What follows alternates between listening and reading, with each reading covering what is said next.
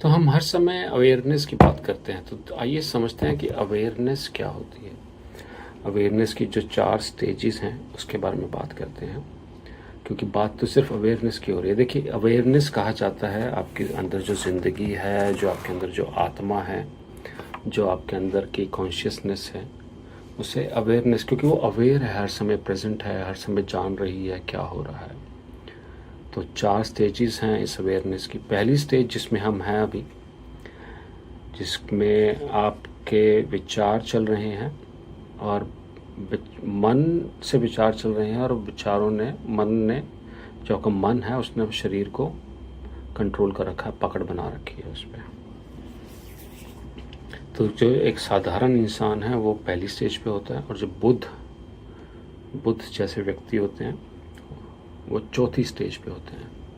तो हमारी जर्नी है पहली स्टेज से चौथी स्टेज तक।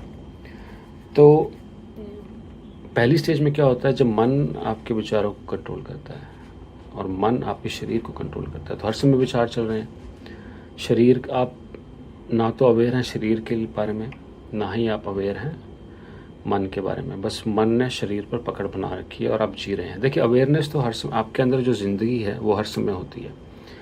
आप जिस मर्जी स्टेज पे हो, ज़िंदगी आपके अंदर है, तभी आप जीवित हैं। अगर ज़िंदगी नहीं होती तो आप ये वीडियो नहीं देख रहे होते, आप मृत होते हैं।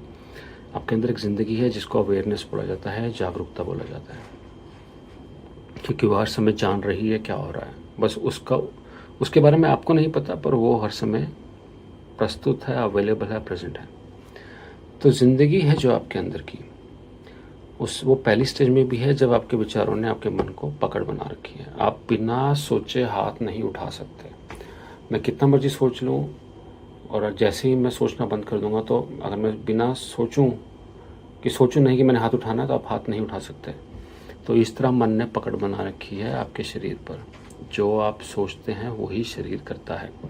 इसलिए कभी कभी जब आपको गुस्सा आता है तो आपको पता ही नहीं होता आप क्या कर रहे हैं। इतना ज़्यादा कंट्रोल कर लेता है मन आपका शरीर पे।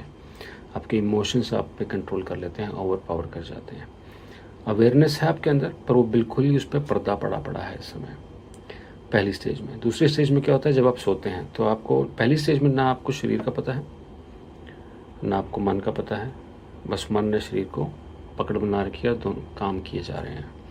दूसरी स्टेज है जिसमें मन, शरीर सो जाता है, आप अनकॉन्शियस हैं, आप सो रहे हैं रात को, तो शरीर अनकॉन्शियस है पूरा, मन चल रहा है। अब शरीर पे मन की पकड़ नहीं है, पर मन फिर भी चल रहा है। तो जिसमें आप रात के सपने लेते हैं। शरीर अनकॉन्शियस, आप सोए पड़े हैं, पर सपने चल रहे हैं। तो शरीर सोया पड़ा है, मन सपने ले रहा है। और तो ये हो गई दूसरी स्टेज। पर आपके अंदर की अवेयरनेस अभी भी पूरी कायम है, ज़िंदगी आपके अंदर की पूरी है, पर शरीर अनकॉन्शियस है। तीसरी स्टेज में जिसमें ना शरीर होता है और ना ही मन होता है, पर अवेयरनेस पूरी होती है। तो ये नकारात्मक स्टेज है, ये भी पॉजिटिव स्टेज नहीं है। देखिए, दूसरी स्टेज और तीसरी स्टेज के बारे में आपको पता लगता है सुबह। जब आप उठ जाते हैं सुबह, तो आप जानते हैं कि किसी व्यक्ति ने रात को मुझे ये सपना आया। तो किसने जाना कि आपको क्या सपना आया? आप पूरा सपना बता सकते हैं सुबह उठ के कि मुझे रात को ये सपना आया। तो वो सपना कैसे आया, क्यों आया, क्या सपने में आया, ये सब बता सकते हैं आप सुबह उठ के। तो कौन था उस सपने को देख रहा था? तो आपके अंदर की जागरूकता उस समय, आत्मा जो आपकी है, जो आप सच्ची में हैं, वो उस सपने को देखती है और बता देती है कि रात को ये सपना आया। तीसरी स्टेज के बारे में भी आप सब सुबह उठ के बता सकते हैं कि मुझे रात को कोई सपना नहीं आया, मैं बिल्कुल बच्चे की तरह सोया, कोई सपना नहीं आया, बहुत गहरी नींद आई। तो वो तीसरी स्टेज है। उसमें ना शरीर के बारे में पता है आपको, ना मन के बारे में पता है। अब दोनों ही ख़त्म हो गए हैं, आप सोए, बहुत ही गहरी नींद में सोए पड़े हैं। जिस दिन आप थक जाते हैं तो बहुत ही गहरी नींद। चौथी स्टेज आती है जहाँ पे बुद्ध भगवान खुद खड़े हैं, जिसे कहते हैं जागरूकता स्टेज, जिसमें हमें पहुँचना है, जिसमें आपको शरीर जागा है पर मन अब शांत हो गया है, मन नहीं चल रहा। अब अवेयरनेस इतनी प्रगाढ़ हो गई है कि उसने शरीर पे पकड़ बना ली है। आपकी अवेयरनेस ने सारी जगह पकड़ बना लिया। अवेयरनेस बड़ी हो गई है शरीर से, मन से। मन, अब जो असली राजा है इस कुर्सी का, शरीर की, वो आके कुर्सी पर बैठ गया है और शरीर पर मन की पकड़ ख़त्म हो गई है। अब सिर्फ पकड़ है आत्मा की। तो यह है चौथी स्टेज जिस पे हमें पहुंचना है, जिसे कहते हैं प्योर अवेयरनेस। अब प्योर अवेयरनेस में आ गए हैं। तो मन ख़त्म नहीं होता, बस मन अब वो कुर्सी छोड़ देता है, वो शांत हो जाता है। फिर आपको जब भी मन की ज़रूरत होगी, अब मन का इस्तेमाल करेंगे, सोचेंगे, और जब नहीं होगी मन शांत रहेगा। ये है चौथी स्टेज। अब चौथी स्टेज पे पहुंचने के दो तरीके हैं। पहला तरीका है कि आप समझें कि आप आत्मा हैं, आप शरीर नहीं हैं, ना ही आप मन हैं। देखिए, जो व्यक्ति मर जाता है, उसके अंदर की आत्मा चली जाती है, ज़िंदगी चली गई उसके अंदर की। जैसे ही ज़िंदगी चली जाती है तो क्या बचता है? सिर्फ बचता है एक शरीर। शरीर जागे हुए इंसान के शरीर और मरे हुए इंसान के शरीर में कोई अंतर नहीं है। उसके पास भी आंखें, कान, नाक हैं, बाहर से देखा जाए दोनों एक ही हैं, बस लगेगा वो सोया पड़ा है। तो कोई अंतर नहीं है जागे और मरे हुए इंसान के बीच में। अगर मैं दूर से देखूं, दोनों सोए पड़े हों, तो मैं बता नहीं पाऊंगा कौन जागा है कौन मृत है। तो मैं ना तो शरीर हूँ, और मैं विचारों को देख पा रहा हूँ, जो विचार चल रहे हैं मेरे अंदर, अगर मैं उनको देख पा रहा हूँ तो मतलब ना तो मैं विचार हूँ। तो जिस चीज़ को मैंने देख लिया वो मैं नहीं हो सकता।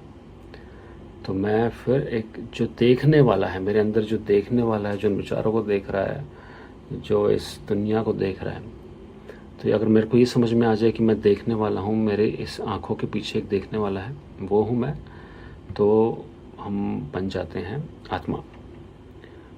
तो समझ पहला रास्ता है, और अगर समझ से काम नहीं चल रहा तो फिर दूसरा रास्ता है ध्यान का। आप ध्यान करें, समझें, देखें अपने मन को, देखें अपने शरीर को। ध्यान में बैठते आप देखने लग जाते हैं मन को, देखने लग जाते हैं शरीर को, और जैसे ही आप देखने लग जाते हैं तो आपकी जो देखने वाला है, आप उसके कनेक्शन में आते हैं, और फिर आप स्ट्रांग होते जाते हैं। आपका कनेक्शन स्ट्रांग हो जाता है, और आप फिर वो आत्मा जो है वो कंट्रोल में आ जाती है। तो ध्यान है एक टूल, और दूसरा टूल है समझ कि हम क्या हैं। दोनों रास्ते आप में से कोई भी रास्ता अपनाएं, देखिए आपके लिए कौन सा रास्ता महत्वपूर्ण है। पर विचारों का शांत होना, इसका रिजल्ट कैसे पता लगेगा? जैसे जैसे विचार शांत होते रहेंगे, आपको पता लगेगा कि आप सही रास्ते पे हैं। धन्यवाद।